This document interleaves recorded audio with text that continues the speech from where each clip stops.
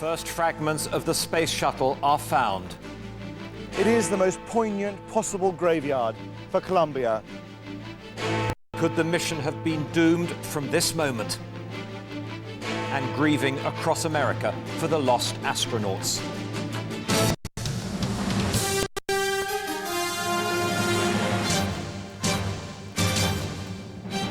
The ITV Weekend News with John Suchet.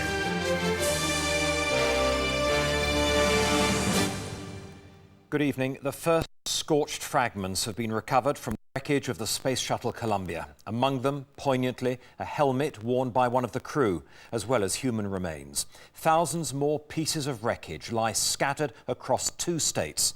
Already, a theory is emerging that the flight might have been doomed from as early as 1 minute after takeoff. More on that from our science editor in a moment. But first, to the crash scene in Texas and Robert Moore. Robert. Well, there is, John, a deep sense of loss across this nation, and nowhere more so than this corner of southeast Texas. The space shuttle exploded some 200,000 feet above us here. A fragment of the orbiter still visible there in the town square where it fell. But perhaps the greatest miracle is that no one here on the ground was either injured or killed. The first human remains have been found in this field of debris that stretches for hundreds of miles all around us. Not far away, a helmet, its visor ripped open, lies in a field.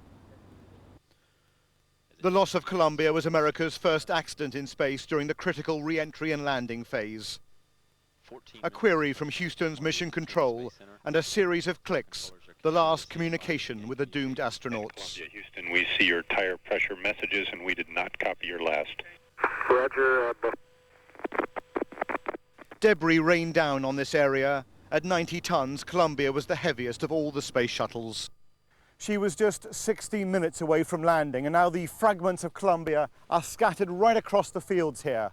This is one part here, marked by a NASA stencil, wastewater.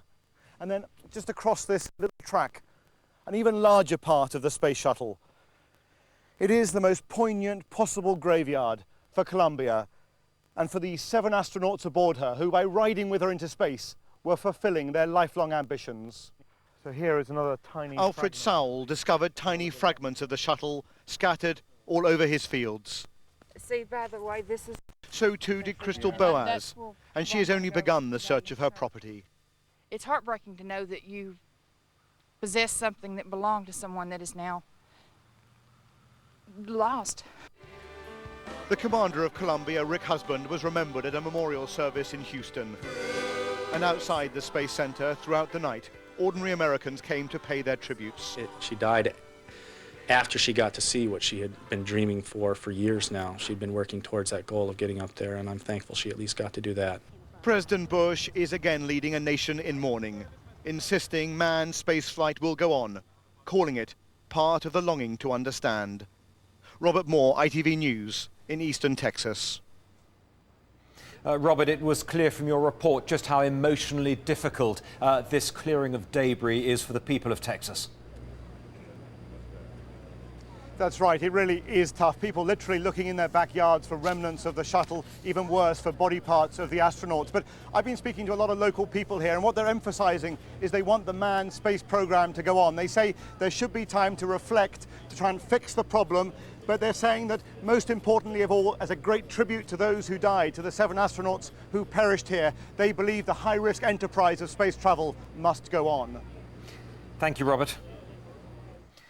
Investigators are refusing to speculate on what might have caused the disaster until they have examined the debris. But it is known that something went wrong a minute after takeoff. From that moment, the Columbia may have been doomed. Here's our science editor, Lawrence McGinty, on the shuttle inquiry.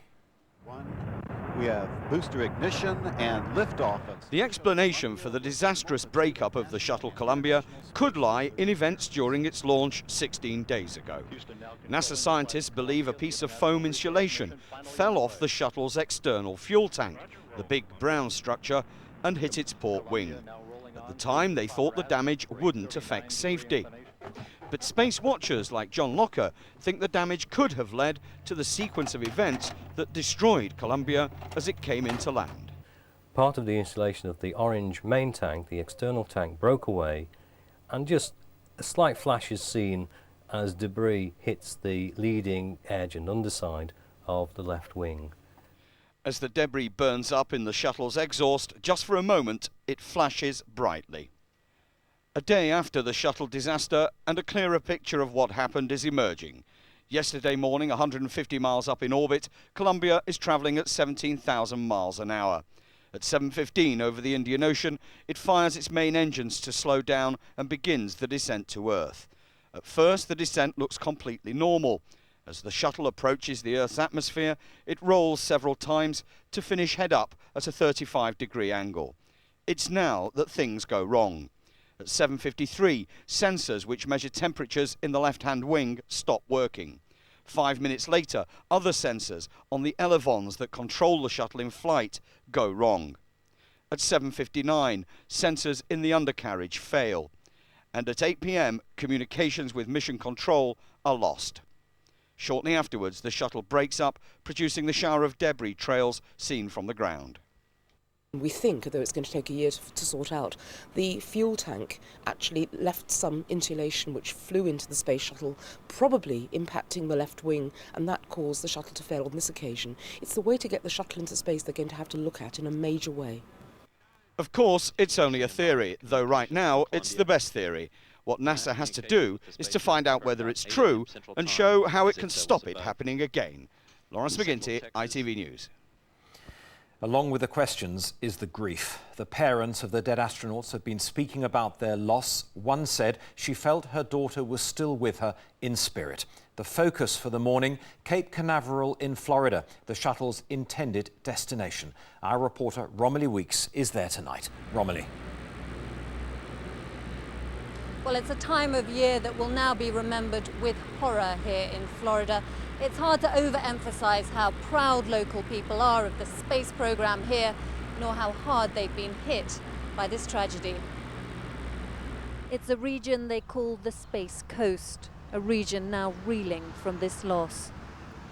No one here missed the television coverage or the grim headline. We were trying to console each other because we're all, excuse me, we're all very close and tied to the space program here. Very somber, I would say. I know I feel that way. Just thinking about it cuts me up.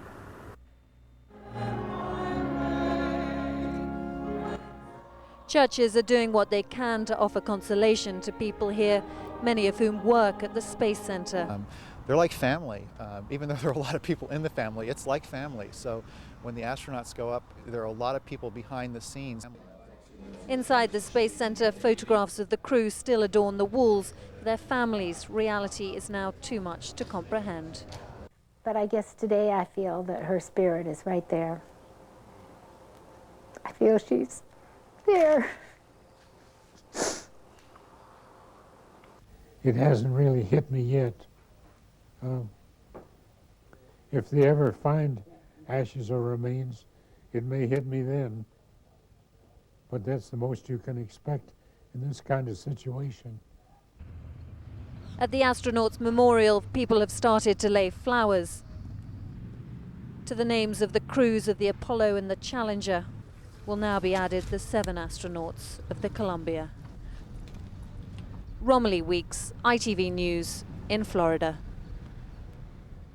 A quick look now at other news. The former Labour MP Tony Benn, who's in Iraq, has revealed that he's had a secret meeting with Saddam Hussein. Speaking in Baghdad, Mr. Benn refused to go into details, but said he felt optimistic that war could be averted. Here's Harry Smith. Tony Benn, who says he paid for his own travel and hotel in Baghdad in order to explore the possibility of an alternative to war, had a 30-minute meeting with the Iraqi president this afternoon. He later told reporters he was now optimistic, but gave no details of what Saddam had said to him.